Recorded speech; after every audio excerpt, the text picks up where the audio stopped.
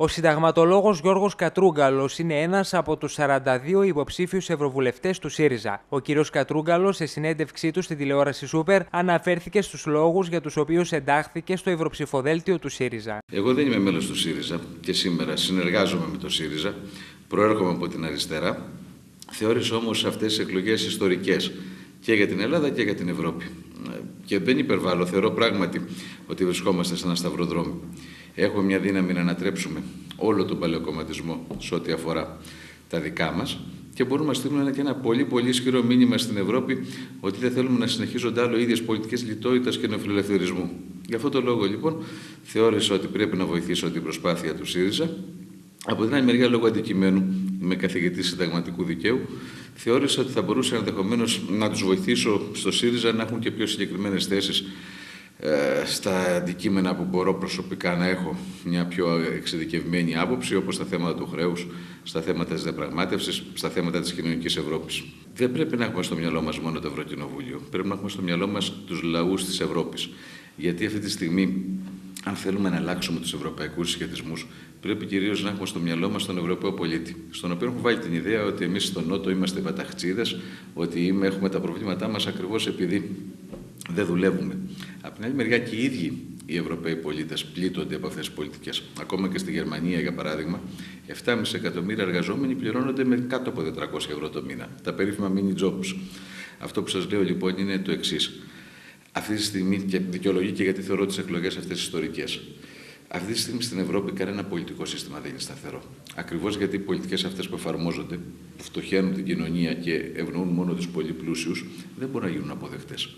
Η αντίδραση όμως που εκδηλώνεται είναι κυρίως από δεξιά και ακροδεξιά κατεύθυνση. Στην Ελλάδα έχουμε την ιδιομορφία ότι είναι ένα κόμμα της αριστεράς που αμφισβητεί τις πολιτικές αυτές. Μπορούμε λοιπόν, εάν ο ΣΥΡΙΖΑ είναι πρώτη δύναμη πιστικά, να στείλουμε το μήνυμα και στους υπόλοιπους λαούς. Πρώτον, ότι οι πολιτικές αυτές δεν είναι μονόδρομος, μπορούν να αμφισβητηθούν και κυρίως ότι μπορούν να αμφισβητηθούν από ένα δρόμο που να θέλει να επαναφέρει τη συζήτηση για την κοινωνική Ευρώπη στο προσκήνιο, όχι τον ξενοφοβικό τρόπο των ακροδεξιών κομμάτων. Επομένως, θα προσπαθήσω να βάλουμε φρένο στις πολιτικές στο Ευρωκοινοβούλιο, επιδιώκοντας συμμαχίες, αλλά το βασικότερο είναι να αλλάξουν οι συσχετισμοί στο επίπεδο των κοινωνιών, στο επίπεδο των λαών. Οι πολιτικές αυτές που εφαρμόζονται επιδιώκουν να αλλάξουμε το μοντέλο της κοινωνίας μας. Δηλαδή, από ένα σύστημα της αγοράς που ρυθμιζόταν από τα κοινωνικά δικαιώματα και τα δικαιώματα του εργατικού δικαίου, να πάμε σε ένα μοντέλο αρρύθμισης αγοράς. Αυτό δεν σημαίνει μόνο πόσα λεφτά έχουμε στην τσέπη μας. Σημαίνει ότι αν ολοκληρωθεί η αλλαγή του μοντέλου, θα ξεχάσουμε την ανάπαυση της Κυριακής. Θα ξεχάσουμε το οκτάωρο, δεν θα υπάρχουν σταθερές σχέσεις εργασίας. Η ανεργία θα είναι πάντα διωγγωμένη στο επίπεδο που θα είναι, ώστε να δημιουργείται ένας φόβος, ακόμα για τους εργαζόμενους, για το τι πρόκειται να γίνει. Άρα, η πρώτη μας προσπάθεια θα πρέπει να είναι να αποκαταστήσουμε αυτό που ονομάζαμε πάντοτε ευρωπαϊκό κοινωνικό μοντέλο, δηλαδή σύστημα της αγοράς, αλλά ρυθμισμένο με πολιτικές και δημοκρατικές διαδικασίες. Από εκεί και μετά άμεση προτεραιότητα πρέπει να υπάρχει στην ανεργία, ειδικά των νέων, στα θέματα της φτώχειας, στα θέματα του χρέους.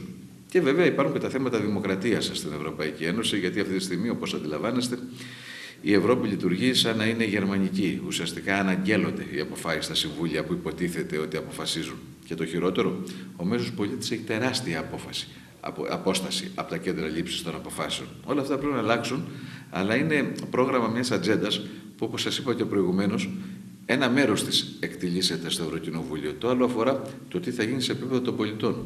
Το πρώτο ζητούμενο αυτή τη στιγμή είναι να μπει ένα φρένο στην τεράστια αυτή κατρακύλα.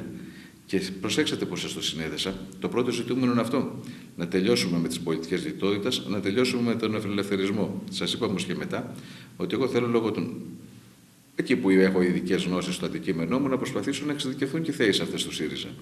Άρα, εγώ βλέπω ότι εν μέρει έχετε δίκιο. Ένα μεγάλο κομμάτι της ψήφου στο ΣΥΡΙΖΑ είναι ψήφος που λέει δεν θέλουμε τον παλαιοκομματισμό. Φτάνει. Εμπιστεύονται όμως και το ΣΥΡΙΖΑ, διότι αρχίζει να έχει τουλάχιστον ένα πρώτο πρόγραμμα εξόδου από την κρίση. Επομένως, ναι, μεν καταρχήν δεν θέλουμε να συνεχίζουμε με το παλιό.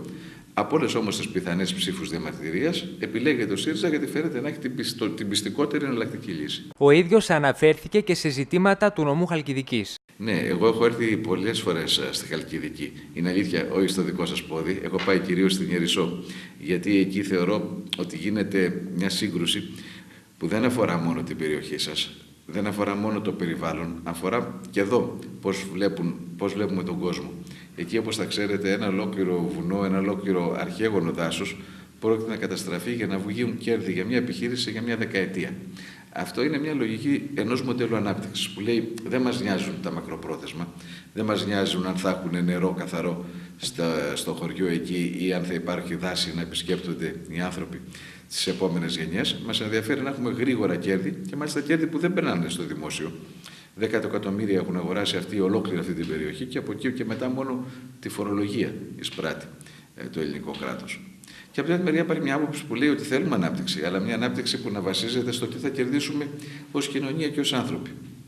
Αυτό λοιπόν το μοντέλο της σύγκρουσης νομίζω ότι πρέπει να το έχουμε στο μυαλό μας, γιατί αποτελεί τη βασική μήτρα συγκρούσεων σε όλη την Ελλάδα. Ο κύριος Κατρούγκαλος εμφανίστηκε αισιόδοξος για το αποτέλεσμα που θα επιτύχει ο ΣΥΡΙΖΑ στις ευρωεκλογές. Αυτή τη στιγμή μόνο η αριστερά μπορεί να φέρει αλλαγές στην Ευρώπη. Για τον απλό λόγο ότι από τις 28 κυβερνήσεις που έχουμε τώρα στην Ευρωπαϊκή Ένωση, στις 19 έχουν συμμετοχή και οι σοσιαλδημοκράτες. Δεν βλέπουμε καμία αλλαγή από το αν κυβερνούν δεξιοί ή αν κυβερνούν αυτοί. Η κυρία Μέρκελ κυβερνά τώρα με τον ίδιο τρόπο που έχει σοσιαλδημοκράτη συνεταίρος στην κυβέρνηση. Δεν βλέπουμε καμία διαφορά σχέση με το παρελθόν. Η αριστερά μπορεί να κάνει τη διαφορά. Ένα εύλογο επιχείρημα είναι ότι πώς θα την κάνει, εφόσον στην καλύτερη περίπτωση θα είναι τρίτη δύναμη σε επίπεδο Ευρωκοινοβουλίου. Δεν υπάρχει άλλο κόμμα εκτός από το ΣΥΡΙΖΑ που να χτυπά την πόρτα της εξουσίας στην Ευρώπη. Το επιχείρημά μου σε αυτό είναι το εξής. Ακριβώς επειδή όλα τα πολιτικά συστήματα στην Ευρώπη βρίσκονται σε αστάθεια, ακριβώς επειδή κανένας λαός δεν είναι ευχαριστημένος από τη ζωή του, στην Ελλάδα μπορούμε να ξεκινήσουμε ένα ντόμινο ανατροπών. Ακριβώς επειδή εδώ είμαστε ο αδύναμος κρίκος του νεοφιλελευθερισμού και γίναμε τέτοιος γιατί τα μνημόνια απέτυχαν με θόρυβο εδώ. Ακριβώς λοιπόν εδώ είναι η μοναδική χώρα που μπορεί να σπάσει αυτή η αλυσίδα πολιτικών.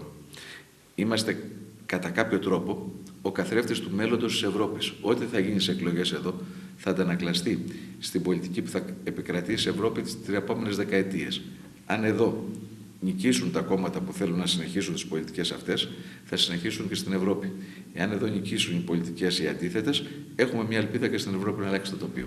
Ο Γιώργος Κατρούγκαλος είναι συνταγματολόγος, καθηγητής στο Δημοκρίτιο Πανεπιστήμιο Θράκης. Σπούδασε στη Νομική της Αθήνας και τη Σορβόνη. Ήταν γραμματέας του Διοικητικού Συμβουλίου του Συλλόγου Φοιτητών της Νομικής Αθήνας και πρόεδρος του Συλλόγου Ελλήνων Φοιτητών Παρισιού. Εργάστηκε ως ερευνητής σε Ινστιτούτα της Ελλάδας και του Εξωτερικού, ενώ δίδαξε σε πολλά πανεπιστήμια της Ευρώπης, των Ηνωμένων Πολιτειών Αμερικής και της Ινδίας. Συμμετείχε ως εμπειρογνώμονα στη διαδικασία κατάρτισης του Αλβανικού Συντάγματος και σε άλλες χώρες της Ασίας και της Ανατολικής Ευρώπης.